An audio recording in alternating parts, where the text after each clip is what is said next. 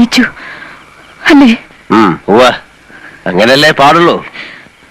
അതെ, വലിയ ആളല്ലേ നിങ്ങൾ. പേരുകേട്ട അച്ഛന്റെ പേരുകേട്ട മകൻ.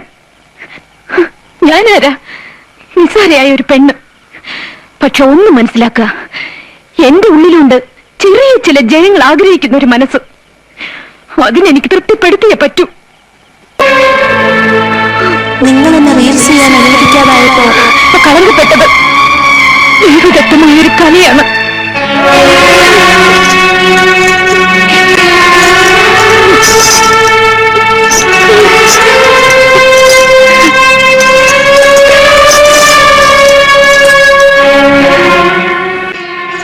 ഉള്ളിലൊരായിരം മുന്ന് കുത്തിയിറങ്ങുന്ന വേദനയിലും എനിക്ക് സന്തോഷിക്കാൻ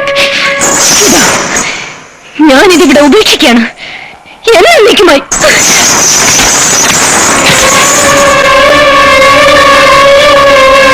എന്തിനായിരുന്നു നീല ഈ ഒരു ശാപം കൂടെ ഏറ്റുവാങ്ങിയത്? ആ കുട്ടിയുടെ കണ്ണീന്ന് ഒരു തുള്ളി ഇറ്റി വീഴുമ്പോ ഓർത്തോളൂ, അതൊരു പ്രളയത്തോളം പെരുകും. മംഗലശ്ശേരിയിലെ മേൽക്കൂരയ്ക്ക് ആകാശം മുട്ട ഉയരില്ല.